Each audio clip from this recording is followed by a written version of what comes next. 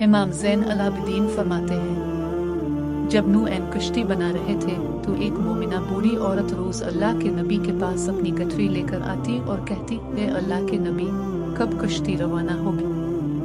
नूह फरमाते, अभी देर है। वो औरत शाम तक बैठी रहती और फिर उठकर चली जाती। एक दिन नूह ने फरमाया कि ए औरत, जब जाना हुआ तो तुम्हें बता दिया जाएगा।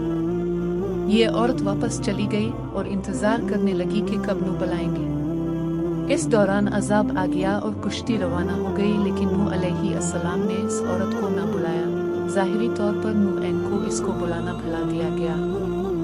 जब तूफान थमा तो एक दिन नूह के दिल में मोहब्बत उठी कि शहर को देखूं जहां से चला था। वहां आए और करीब जाकर देखा तो एक झोंपड़ी में दिया जल रहा था। नूह ये देखकर चौंक गए कि रुए जमीन पर कोई ऐसा घर भी है कि इतने अजीम तूफान के बाद भी जिसमें चिराग जल रहा है। उन्होंने वहां तकबीर बुलंद की तो वो औरत सामान लेकर आ गई और कहने लगी, या नबीउल्लाह, क्या कश्ती तैयार है, चली? नूह ने हैरत से उसको देखा और कहा, रुको बुढ़िया, क्या तुम्हें कुछ भी पता नहीं चला? वो कहने लगी, या नबीउल्लाह, क्या नहीं पता चला?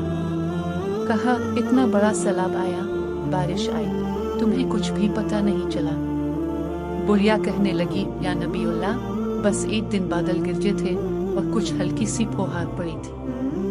नूह हैरान होकर आसमान की तरफ देखने लगे और कहा, मेरे अल्लाह, ये क्या माजरा है?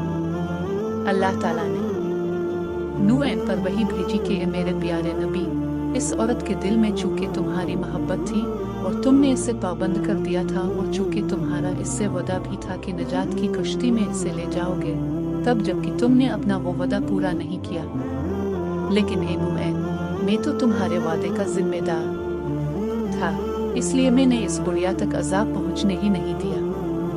इमाम सज्जाद अलैहिस्सलाम ने पास बैठे अपने मोमिनीन से फरमाया, मोमिनो, ये हदीस क़यामत तक के मोमिनीन तक पहुंचाना तुम पर वाजिब है। उन्हें बता दो कि जिसने हमसे मोहब्बत की, क़यामत का अजाब जरूर आएगा, लेकिन जैसे इस बुढ़िया को पता नहीं चला, हमारे मोमिनों को भी पता नहीं चलेगा कि कब क़यामत आई और कब चली गई। हवाला मिसबाह अल-लदी सफ़ा 58।